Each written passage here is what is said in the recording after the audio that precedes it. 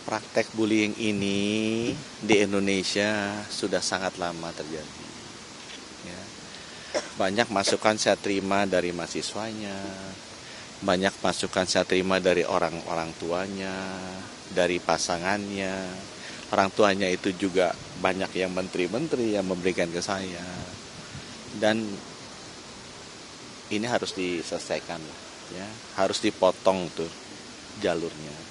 Karena masa Indonesia udah 79 tahun merdeka, masih ada praktek-praktek seperti ini. Teman-teman dengar IPDN kan, dulu ada yang sampai meninggal kan, terjadi di sana kan. Ya ini mirip, cuma di sana mungkin lebih ke tekanan fisik, ini ke tekanan mental. Kita juga pernah kan melakukan screening mental terhadap para PPDS ini. Dan banyak kan memang yang ingin bunuh diri. Jadi ini sudah fenomena yang besar yang terjadi. Nah di sini saya mengajak sebenarnya semua sektor ya, agar yuk kita hentikan, kita putuskan kebiasaan ini. Karena ini adalah kebiasaan buruk, berdampak buruk di profesi yang sangat mulia, kedokteran. Bayangkan kalau dokter-dokter ini sejak muda sudah dididik seperti itu, ya, hidupnya ditekan, dipastikan. Banyak cara pendidikan yang jauh lebih saintifik untuk menciptakan tenaga kerja yang tangguh tanpa harus membuli. Ya. Jadi kita kan banyak profesornya nih, banyak guru besarnya. Harusnya banyak kok cara-cara mendidik untuk menciptakan manusia-manusia tangguh. Ya. Bukan hanya kedokteran, ya. Di TNI, di Polri, pilot, ada banyak profesi yang harus diminta memiliki ketangguhan mental berbeda tanpa bully.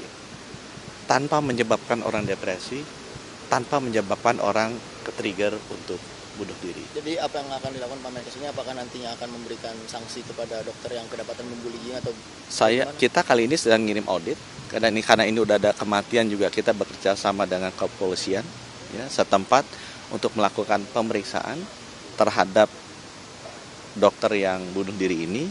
Kita sudah menemukan ada buku catatan hariannya, jadi kita bisa melihat perkembangan moral kejiwaannya beliau seperti apa. Kita juga cukup detail ditulis di buku hariannya.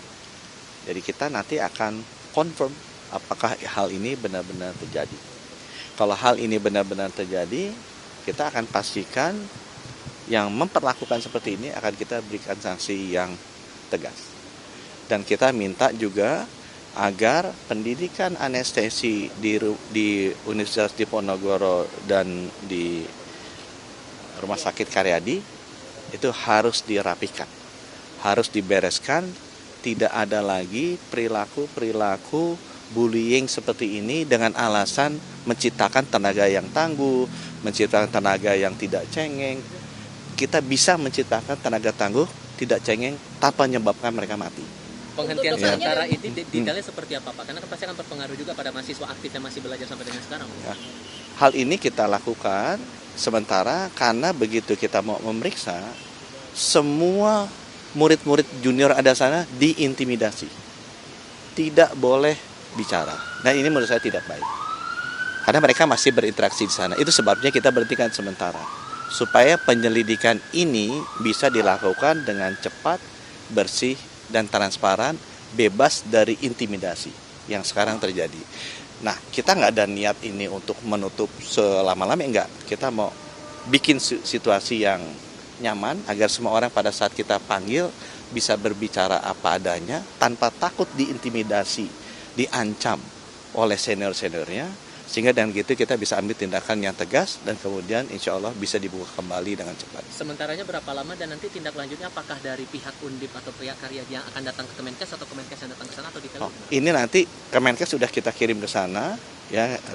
Dirjen saya juga sudah menghadap ke Pak Rektor, saya sudah bicara dengan Pak Nadiem, ya, kita berdua ingin benar-benar membereskan dan menghilangkan praktek bullying ini selama-lamanya karena ini tidak baik dan sudah makan korban jiwa nggak hanya kali ini aja, tapi biasanya ditutup-tutupi kan.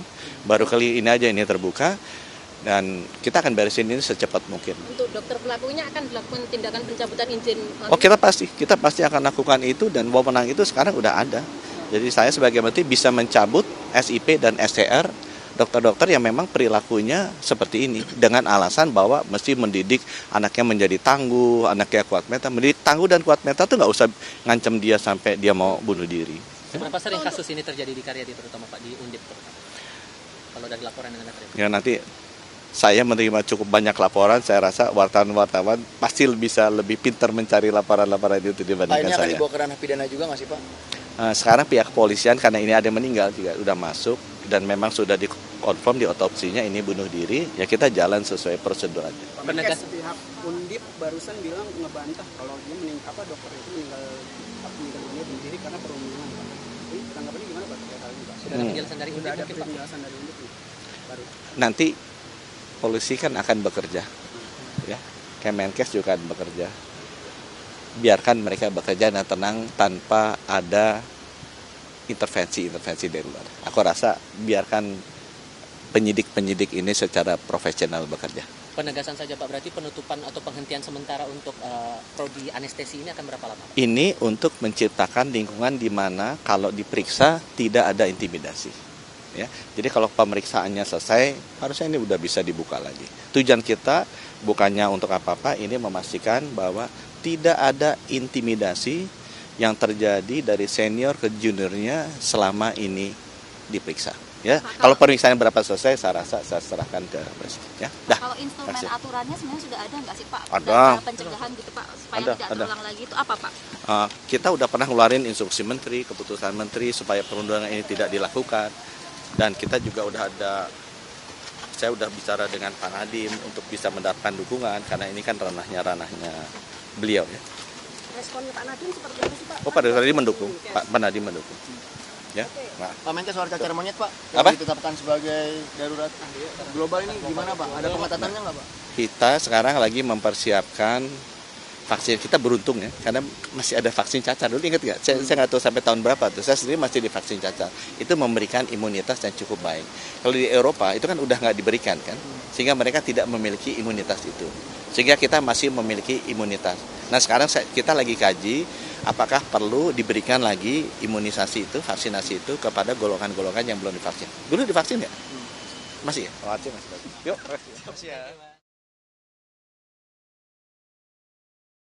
Menjunjung tinggi prinsip jurnalisme dalam setiap tayangan terbaiknya. Menghadirkan berita bernilai sebagai referensi. Gelar bicara yang tajam. Tidak, ini kan kebohongan dok. Mengupas fakta demi fakta dan mendorong pencarian solusi. Serta investigasi yang mengungkap kebenaran. Rosi, Satu Meja, The Forum, Sapa Indonesia Malam. Nilu, ikuti semuanya bersama Kompas TV.